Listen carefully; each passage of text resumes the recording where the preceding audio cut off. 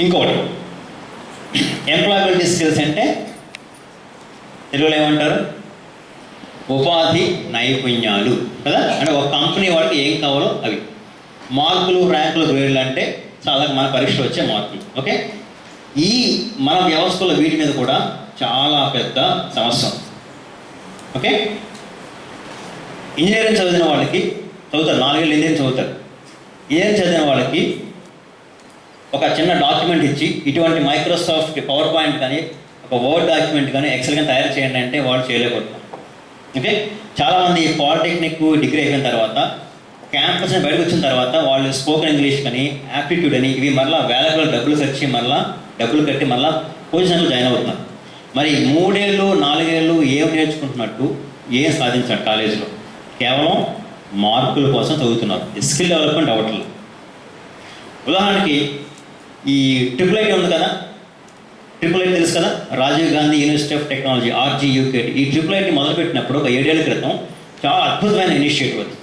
2000 మంది కాలేజ్, 2000 మందిని rural talent అంటే మనలాంటి పిల్లల్ని 10/10 వచ్చిన వాళ్ళు, 9.5 వచ్చిన వాళ్ళు కూడా తీసుకెళ్ళి ఆ కాలేజీలో కూర్చోబెట్టారు. ఈ బిఫోర్ లాస్ట్ ఇయర్ ఈ ఇన్ఫోసిస్ లాంటి పెద్ద పెద్ద కంపెనీ వాళ్ళు ఎంత మంచి తెలివైన పిల్లలు కదా, వీళ్ళు మా కంపెనీకి అవసరం అని చెప్పి ఇంటర్వ్యూకి వెళ్ళారు, క్యాంపస్ ఇంటర్వ్యూకి వెళ్ళారు.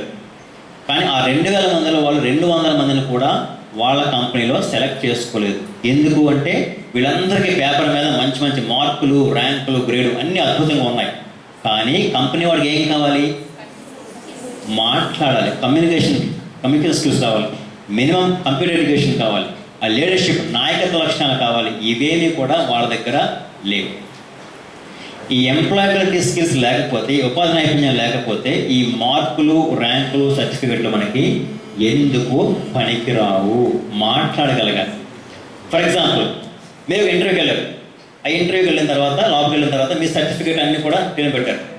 10th class 10/10, intermediate college first, degree university first, okay, gold medalist అన్నీ అక్కడ పెట్టారు. అన్నీ చూసి ఒక ప్రశ్న అడుగుతారు.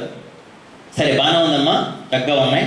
అయితే ఇవే మార్కులు, ఇవే ర్యాంకులు నీ ముందు వచ్చిన ఇంకొక 5గురికి ఇలాగే ఉన్నాయి. ఓకే, నీ తర్వాత వచ్చి ఇంకో 5గురికి కూడా ఇవే మార్కులు, ఇవే ర్యాంకులు, గ్రేడ్లు ఉంటే మరి నీకే ఎందుకు ఉద్యోగం ఇవ్వాలి అని అడుగుతాడు. నీలో ఉన్న ఆ ఎక్స్ట్రా క్వాలిటీస్ ఏంటని అడుగుతాడు. నా కంపెనీకి నీ అవసరం ఏంటి అని అడుగుతాడు. అప్పుడు ఏం మాట్లాడాలి? ఏం మాట్లాడకుండా నా సర్టిఫికేట్లు చూసుకో, నా మార్కులు చూసుకో, నా ర్యాంకులు చూసుకో అంటే వాడు ఉద్యోగం ఇస్తాడా? ఖచ్చితంగా ఇవ్వడు. అప్పుడు ఏం మాట్లాడాలి? వాడిచ్చిన ఆ 2 నిమిషాల్లో ఏం మాట్లాడితే ఉద్యోగం వస్తుందో ఆ విషయం మనకు తెలియాలి. ఏం మాట్లాడతారు? అప్పుడు ఏం మాట్లాడి నా సర్టిఫికెట్లు, ర్యాంకులు, గ్రేడ్లు కూడా పక్కన పడేయండి. ఏదన్నా ఒక చిన్న టాపిక్ ఇవ్వడం నేను నిలబడి 10 మంది ధైర్యంగా, అనకంగా మాట్లాడగలను. ఆ పబ్లిక్ స్పీకింగ్ ఆ స్కిల్ నాకుంది. ఏదైనా డాక్యుమెంట్ నేను కంప్యూటర్లో MS వర్డ్లో కానీ, ఎక్సెల్లో కానీ తయారు చేస్తాను. ఒక బేసిక్ కంప్యూటర్ నాలెడ్జ్ ఉంది. మా కుటుంబంలో ఏదైనా సమస్య వస్తే నేను మధ్యలో కూర్చొని ఆ సమస్య పూర్తిదాకా లేవను.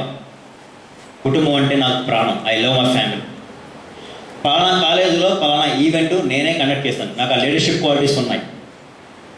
పలానా స్వచ్ఛంద సంస్థ కొన్నాళ్ళు పనిచేశాను, ఆ స్వచ్ఛంద సంస్థ కార్యక్రమానికి కూడా నాకు తెలుసు. నేను ఎన్నిసార్లు బ్లడ్ డొనేషన్ ఇచ్చాను, రక్తదానం చేశాను. ఏంటంటే ఆయన సోషల్లీ రెస్పాన్సిబుల్ పర్సన్. సో నా ఈ కారణాల వల్ల, నా క్వాలిటీస్ వల్ల నాలాంటి అమ్మాయి మీ కంపెనీకి ఖచ్చితంగా అవసరం. మీ కంపెనీ విలువ నా వల్ల పెరుగుతుంది అని కాన్ఫిడెంట్గా, క్లియర్గా ఆ 2 నిమిషాల్లో మాట్లాడగలిగితే ఉద్యోగం వచ్చే ఛాన్స్ ఉంటుంది. ఏమీ మాట్లాడకుండా నా మార్కులు, ర్యాంకులు చూసుకుంటే ఉద్యోగం ఖచ్చితంగా రాదు. ఓకే, కాబట్టి ఆ ఎంప్లాయబిలిటీ స్కిల్స్ గురించి ఇంకో చిన్న పెట్టిగా చెప్తాను. ఒక పెద్ద ఆసామి ఉన్నాడు, పెద్ద బోట్ కొనుక్కున్నాడు. ఓకే, పెద్ద బోట్. సాయంకాలం పూట అలా చుట్టూ తిరగడానికి ఆ బోట్ రిపోర్ట్ వచ్చి ఇంజిన్ ఆగిపోయింది. ఇంజిన్ స్టార్ట్ చేస్తాను, స్టార్ట్ కాలేదు. ఓకే, కాల్ ద ఎక్స్పర్ట్ అన్నాడు. ఒక ఎక్స్పర్ట్ పిల్ చేస్తారు. ఒక చిన్న కుర్రాడు, కాలేజ్ కుర్రాడు, బ్యాగ్ వేసుకొని వచ్చాడు.